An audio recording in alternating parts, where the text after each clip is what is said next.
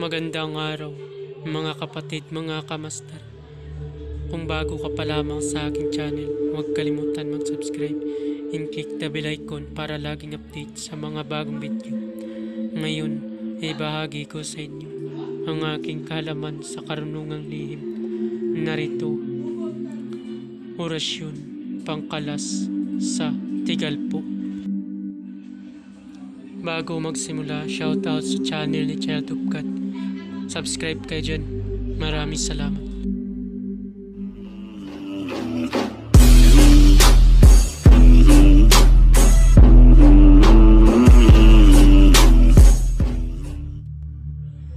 Pamilin, mahalin at pagkaingatan ang bawat ibinahagi ko sa YouTube channel na ito. Ang kapangyarihan na kapaloob dito ay lubhang maiwaga. Gamitin lamang sa kabutihan at pagganap ng kalooban ng Diyos. Maginawaran at laging isa puso't isip ang 7 layunin ng Diyos. Una, isabuhay ang 4 na gintong mulain. Maka-Diyos, makabayan at makatao, makakalikasan. Pangalawa, isagawa ang pag-ibig sa Diyos, pananampalataya at pag-asa sa pamamagitan ng tiyaga. Pangatlo, isakatuparan ang kabutihan, katuwiran, kalinisan, katotohanan, kadalisayan, kaliwanagan, at kababaan ng kalooban. Pangapat, ipalaganap ang pagkakaisa, pagmamahalan, pagtulong sa kapwa, pagmimisyon, paglilinis ng sarili at pagbabago na paunlad. Panglima, magkaroon ng paggagalangan, pag-unawaan at pagmamahalan sa isa't isa bilang mga kapatid at kapwa-tao. Panganim, maging dakila sa isip, sa salita at gawa para sa Diyos, sa bayan at tao. Pangpito, ipagpatibay ang kautusan ng Diyos, tumulong sa pagpapaunlad ng katauhan ng bawat kasapi ng samahan at tumupad sa hadikain ng Diyos sa tao. Sa pamamagitan ng pagsunod sa mga layuning ito, ang isang naghanap sa Diyos ay makakasumpok sa Kanya at hindi pagkakaitan ng Kanyang liwanag. Isunod ang pamamaraan. Ang paggamit ng orasyon ito ay kailangan mataas ang iyong kaalaman pagdating sa spiritual dahil ang mataas na uri ng orasyon ito kaya kailangan i-active mo muna ng 49 days. Idugtong sa iyong devotion. Para saan nga ba kapag i-active mo ang orasyon? Para po ito sa iyong sarili. Dahil kapag na-active mo na ng 49 days na walang patlang at kabisado mo ang orasyon, kapag nagkasakit ka, kaya mo gamutin ang iyong sarili. Pero kung natapos mo ng 49 days na walang patlang at hindi mo pa kabisado ang orasyon at ginamit mo kapag nagkasakit ka, hindi mo kaya gamutin ang iyong sarili.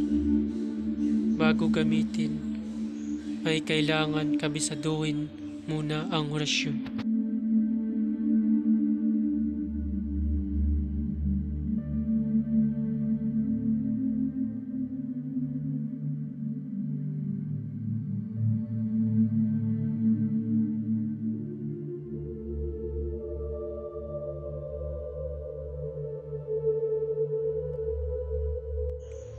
Ang pag-active ng orasyon ay isa din sa pagpapabisa ng orasyon, lalo lumakas ang orasyon kung na-debosyonan ng 49 days at madali mapaganahin kahit mataas pa dahil na-active mo na ito.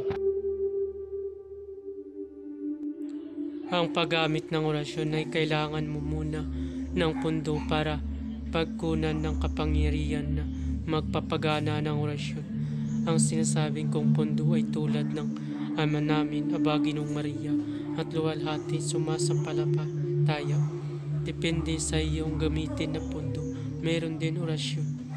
Para mapadali ito paganahin kung ang iyong gamitin na pundo ay Ama namin, Aba Ginoong Maria, luwalhati sumasampalataya. Gawin yan ng tagtatlong beses. Ulitin ang Ama namin, Aba Ginoong Maria, hanggang sa sumasampalataya o salin ng 3 beses. Pagkatapos mo magdasal ng Ama namin hanggang sumasampalataya, isunod ang orasyong ito ng 3 beses. Enter, Piratum, et Vidente, si Iesum Christum, Yeshua, Domini, Eterno, Yeshua, Domini, Sagrado, Yeshua, Emmanuel, Ya, Salvador, Yu, Ikaw, Abha, Ikak, Hu, Ha, Yahweh, Enter, Piratum, et Vidente, si Iesum Christum, Yeshua, Domini, Eterno, Yeshua, Domini, Sagrado, Yeshua, Emmanuel, Ya, Salvador, Yu, Ikaw, Habha, Ikaw, Ho, Ha, Yahweh. Pamamaraan o salin ng orasyon ng 3 beses at iip sa isang basong tubig o kaya sa papel na pantapal sa sikmura. Gawin kung ang pasyente mo ay tinigal po para ang tumigal po ay bumalik sa kanya at ang kanyang tigal po sa iyo ay kakalas at gumaling ang pasyente. Wala ang lahat ng mga orasyon na iyong mababasa dito ay lubhang makapangyarihan. Gamitin lamang sa mabuti. Ibinabahagi ko ang mga orasyon na ito para katulong at hindi para makapanakit ng sinuman. Ang sinuman na gamitin ito sa masama ay magkakamit ng walang hanggang paghihirap habang buhay hanggang kamatayan. Bago matapos ang mapanood ang video ito, huwag kalimutan mag-subscribe and click the bell icon para laging update sa mga bagong video ina-upload ko. Maraming salamat.